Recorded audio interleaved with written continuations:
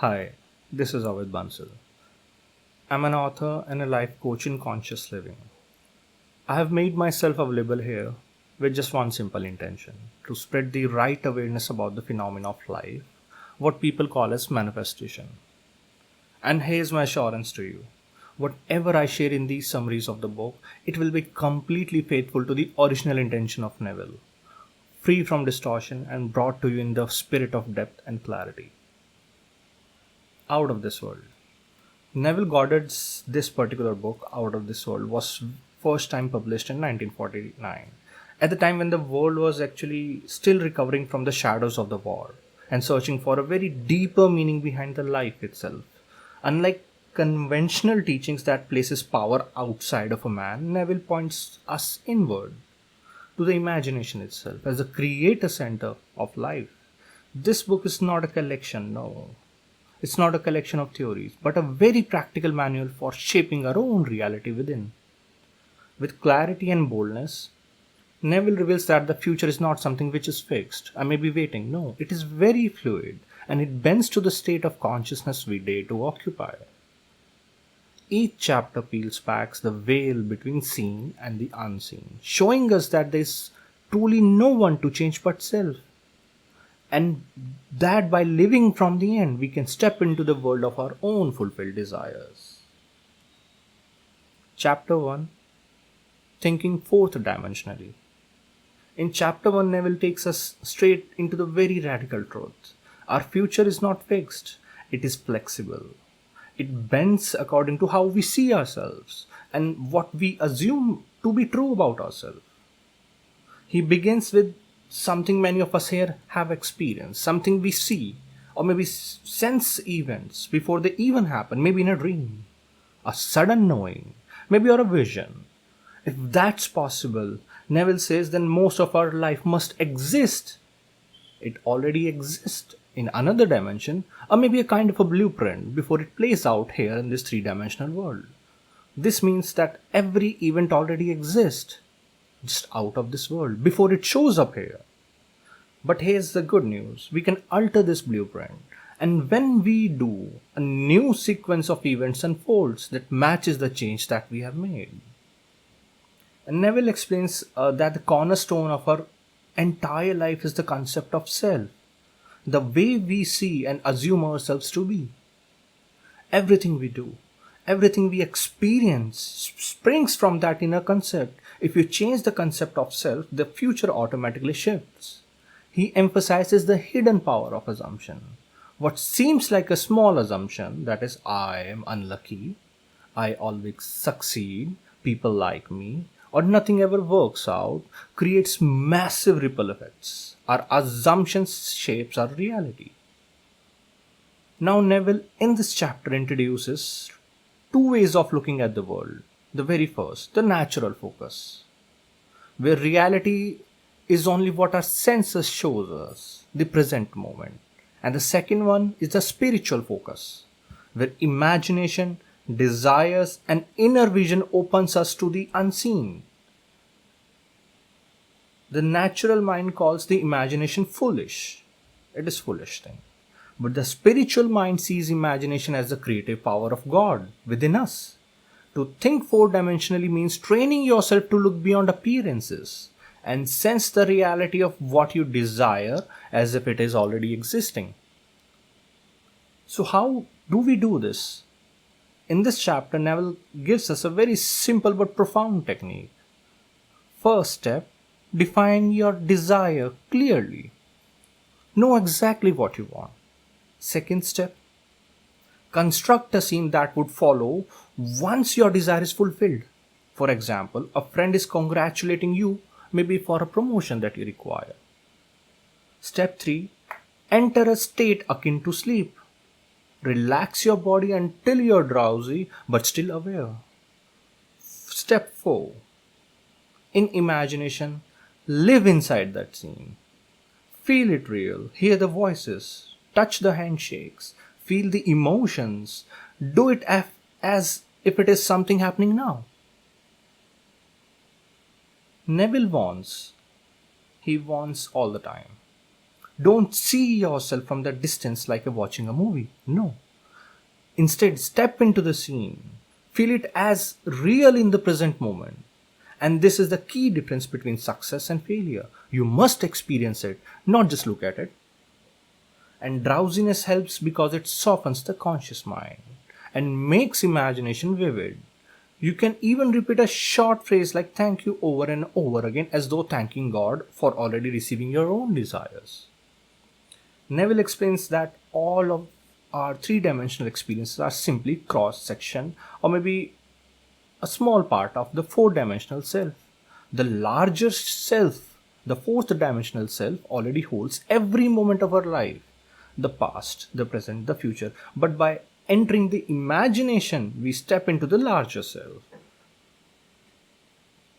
So in the simple words, time is not fixed. Future is not waiting to happen. It is chosen.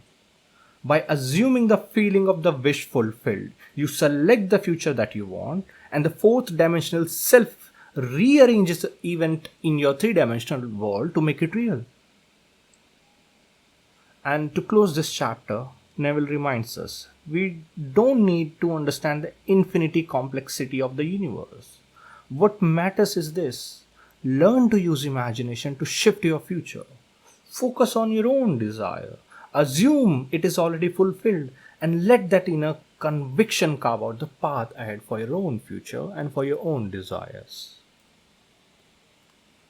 Chapter 2: Assumptions Become Facts.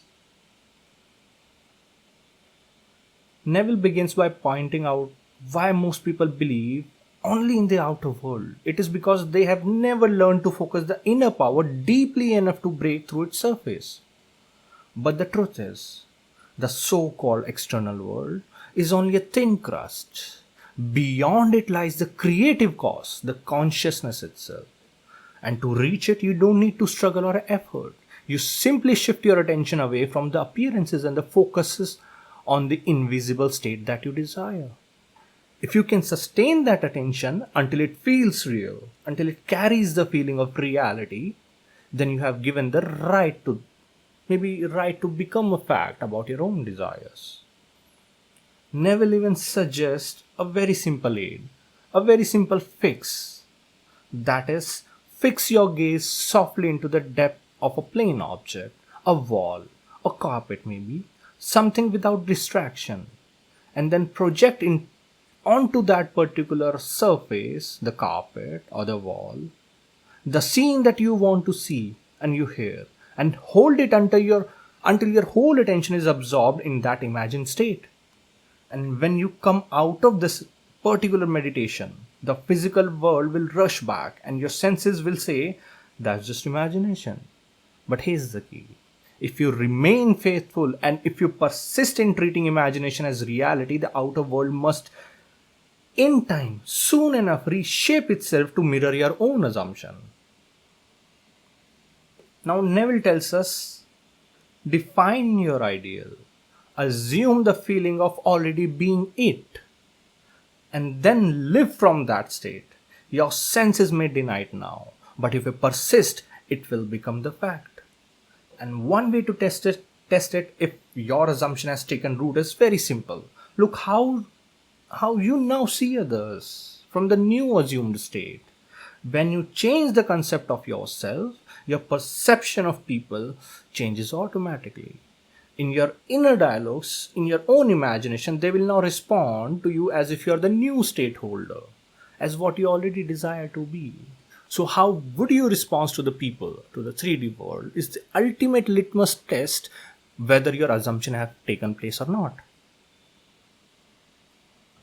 So if you want a new identity, in meditation, imagine others seeing you and relating to you as if you're already living it. Neville explains something very profound. When you assume a state, desire disappears. And he asks why. Because you cannot desire what you already are.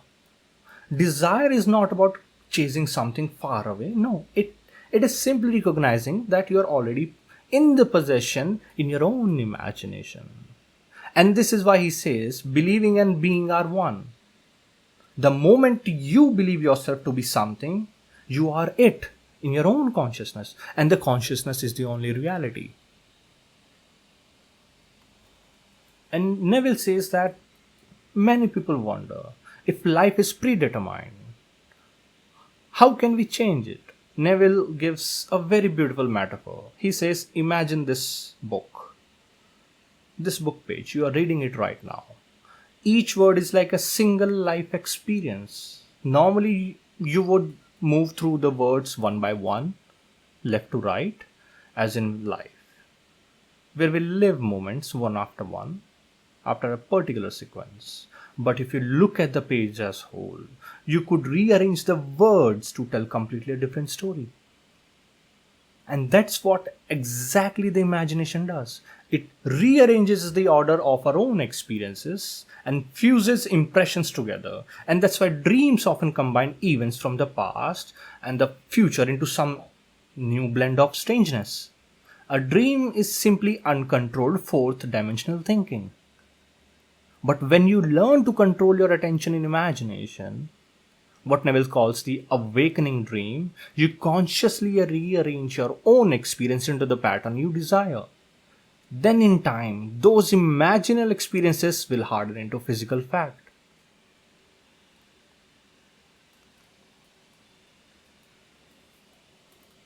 Chapter 3: Power of Imagination. Neville begins this chapter with a challenge to ordinary thinking. Most people believe that a judgment is only true if it matches the physical world. For example, if I am in the prison and I declare I am free, the common sense would call it as an illusion because the facts deny it. But Neville insists truth does not need to conform to the appearances. Truth is what makes us free. And this is why ancient teachers warned, judge not by appearances. To judge truly is to imagine our neighbor free, whole, fulfilled. Even our senses shows otherwise. Any thought of another that falls short of his own desire, Neville simply says it, false judgment. So the truth is not about reflecting out of facts. Truth is seeing through the lens of imagination, the inner reality that sets us free. Neville shares his very particular story from his own schooling time. He didn't spend his life chasing endless courses or seminars. His education was immersion in imagination itself. For hours he would practice assuming states beyond his five senses, what his senses dictated, until his imagined reality becomes more vivid than the physical one. He discovered in that period that the imagination is not a play acting, it is the true creative power, and the world obeys it. He reminds us, as a man thinketh in his heart, so is he. Man's imagination is the man himself, and the world seen through imagination is the real world. So what do we do with this power? Neville says to this particular question, desire is the fuel. Desire is the imagination's raw material. First, when we desire to see or hear something, and then we imagine it as though like it is happening right now. We look as though as we saw. We listen as though we heard. And in time, what once unseen becomes seen. What was once invisible becomes the physical reality of your own life. He quotes scriptures all the time. He quoted one beautiful quote, that is, he calleth those things which be not as though they were. This is the formula. By desiring and imagining, we mold the future. But here comes the caution. Imagination is indifferent.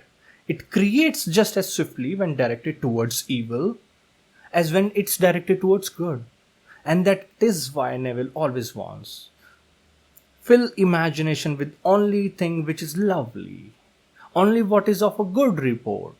From that imagination springs both good and evil also. The strength of imagination, Neville offers a method. Enter the drowsy state akin to sleep, that is stats. In this state, mind is most fertile, most open. Here, imagination is magnetic. It attracts what we impress upon it. In dream or in meditation, we slip into dimensionally larger world where the imagination rules instantly. In that world, there's no waiting, there's no delay. Assumption and fulfillment are one. And because this higher dimensional slowly filters out into the three-dimensional world, our assumptions there eventually harden into fact. And this is why Neville instructs us. Look as though you saw. Listen as though you heard. Stretch forth your hand as though you touched. And when you do this faithfully, this act, assumptions become fact. Now for the rational mind, this sounds like complete foolishness. But to Neville, it is the very law of life. Fixed attitude of mind, even if they are imaginary, will eventually bring down so-called the facts of the world. And here's the deepest truth of all. Everything ever said of God was actually said of man's own consciousness. I am is the root of all creation. What is your answer to the question, who am I? Your question determines your faith.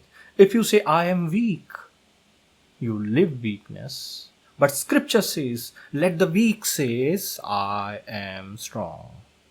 Do not sever your desire from its root. Assume it, you believe it, and you live in it until it defines you.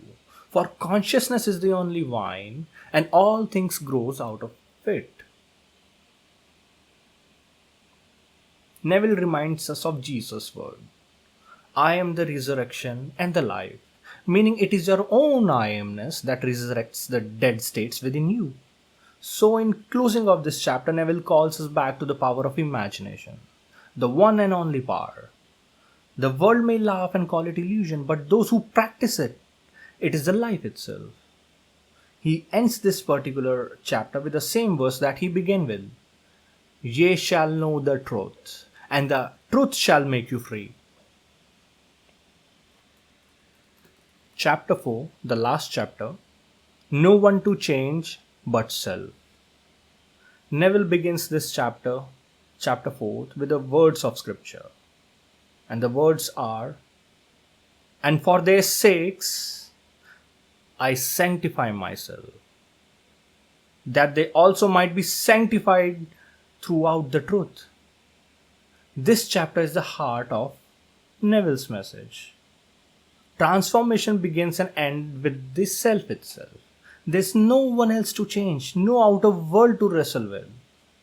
He shares one of his own mystical visions. While at sea, he meditated deeply upon perfection, asking, what it would mean to me? Mean to see all things as pure, to live without condemnation. In that state of fiery absorption, he felt himself lifted beyond the senses, being of light, dwelling in a body of air. Then in vision he stood amongst the multitude of blind and withered and the broken souls, waiting for pooling of the waters that can heal them. Without effort, without missing members. They were missing eyes, hand and feet. All things were restored, drawn from this invisible source. And when all were made whole, all of the beings, a chorus sang, it is finished. Neville understood this vision. This vision was not about changing others directly. It is about the perfection he had contemplated within himself. He changed the perfection in himself. He saw multitude of beings, missing eyes, legs, arms. They were automatically healed. They were not waiting to be healed. But as soon as Neville changed the concept of his own self, that he is perfect, everyone made themselves own perfect. They grew back limbs, eyes and hands. The lesson is very clear. The only way to bring about the outer perfection we seek is by transforming ourselves. And this is what Neville did in that vision. In the divine order, nothing is lost. Life mirrors the concept we hold of ourselves. Those who appears to help us or hinders us are the simple servants of the law of consciousness. reflection of our own inner arrangement back to us. They are servants of us. And this is why Neville insists there is no way to change the world until we see the very first change in ourselves, in our concept of self. To struggle against the outer circumstances without inner transformation is futility. Whatever we assume within is what life gives back to us. No more, no less. To protest against the circumstances is to protest against our own assumptions. He puts it plainly, a very plainly thing. The circumstances of my life are too closely related to the conception of myself, not have been formed by it. If there is a pain, the cause is within. If there is a joy, cause is within. The outer world is simply the mirror. So what is the method? Method is intense meditation. When we contemplate on an ideal with a feeling, we unite with it. In that union, visions arise, experiences unfold, and the behavior shifts. The change of consciousness leads naturally to change of the environment. Neville even observes this on a very global scale. Wars, he says, are born of violent emotions, the hatred. And after every conflict comes an age of greed and materialism. Why? Because hatred drags consciousness down to the level of conflict. But what if we reverse that energy? What if we become as passionately aroused over love, over beauty, over our ideals? What we do over our dislikes? Then we would ascend easily to the plane of highest vision. This is the transforming power of the imagination. By intensity of feeling, whether in love or hate, we grow into the likeness of what we contemplate continuously in our own mind, in our own assumption, in our own awareness. So Neville advises, don't fight against the negative states directly. Instead, withdraw your attention from them. Starve them of their energy. Replace them by imagining beauty for the ashes, joy for the morning. Fill the mind with what is lovely and what is actually of good report, and you will become it. The conclusion of this chapter, the last chapter of this book, is as simple as it is powerful. There is nothing to change but self. As soon as we transform our own concept of self, the world dissolves and reshapes itself into the harmony that we desire. And in the end, in this particularly very beautiful 4-chaptered book, Neville reminds us that the life is not something happening to us. No, it is flowing from us. The outer world with all its struggles and triumphs is only the shadow of the inner state. To change the shadow, we must first touch the light within. Through imagination, assumption, and faithful persistence in the vision of our own fulfilled desire, we awaken to our own true creative power. There's no one to change but self. No distance between dream and its realization, for the consciousness is the only reality. When we dare to believe and live from the end, we discover that the world bends to the pattern of our own inner conviction. And this is exactly why. Out of this world, this particular book is not a promise of escape from life. No. But it is an unveiling of the deepest secret that the heaven and the earth moves at the command of your own awakened imagination.